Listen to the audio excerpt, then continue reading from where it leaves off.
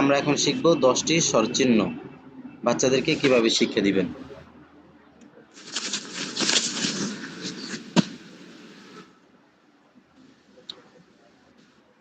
দশটি স্বরচিহ্ন আর 7টি ফলা বাচ্চাদেরকে পড়ানোর পদ্ধতি একই রকম। 10টি স্বরচিহ্ন 7টি ফলা বাচ্চাদেরকে একই পদ্ধতিতে শিক্ষা দিবেন। পড়া ভিন্ন কিন্তু পড়ানোর পদ্ধতি এক। আমরা এখন শিখব 10টি স্বরচিহ্ন বাচ্চাদেরকে কিভাবে শিক্ষা দিবেন।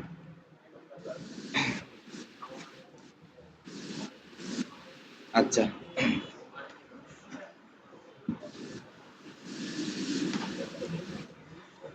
আপনারা সকলে বোর্ডে আমার হাতের দিকে দেখতে থাকেন।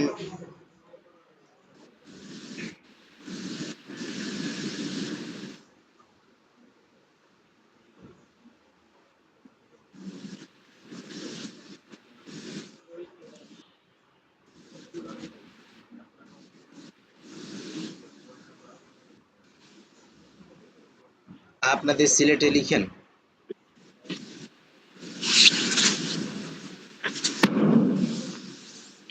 আপনাদের সিলেটে লিখেন।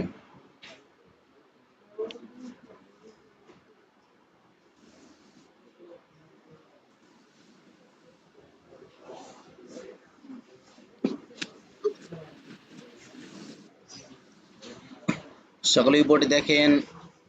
স্বরের আতে আকার, সরে আতে আকার, স্বরের আতে আকার, সরে আতে আকার, স্বরের আতে আকার। সরে আতে আকার, সিলেট হাতে নেন, হাতে ধরে পড়েন।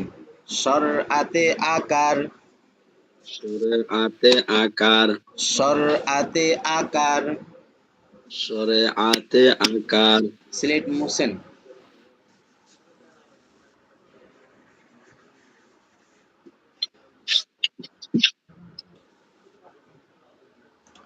সকলেই বোর্ডে আমার হাতের দিকে দেখতে থাকেন।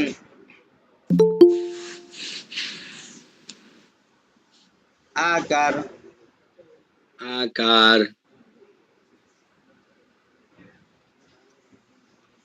আকার,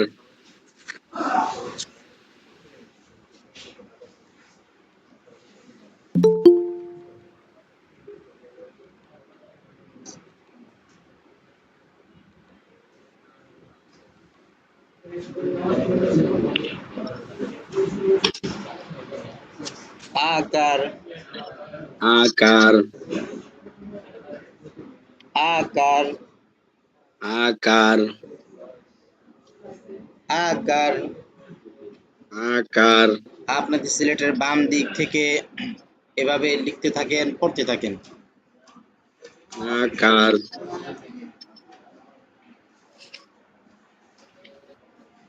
আকার, আকার।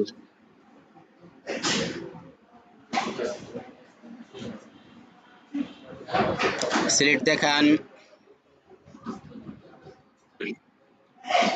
সিলেট ঘুরান নিচের দিকে। বলেন কি লেখছেন।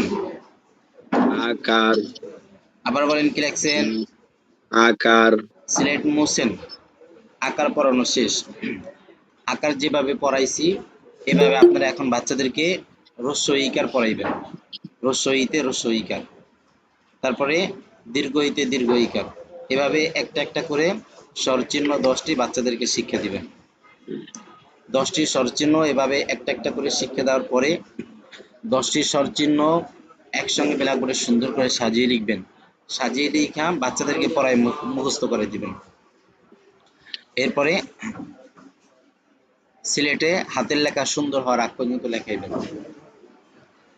তাহলে এভাবে একটা একটা করে 10টি কার পড়াইবেন। 10টি কার পড়ানোর পরে 10টি কার একসঙ্গে পড়াইবেন। একসঙ্গে পড়াইয়া মুখস্থ করাইয়া হাতের লেখা সুন্দর হওয়ার আগ পর্যন্ত বাচ্চাদেরকে লেখাই দিবেন। আসসালামু আলাইকুম। ওয়ালাইকুম আসসালাম।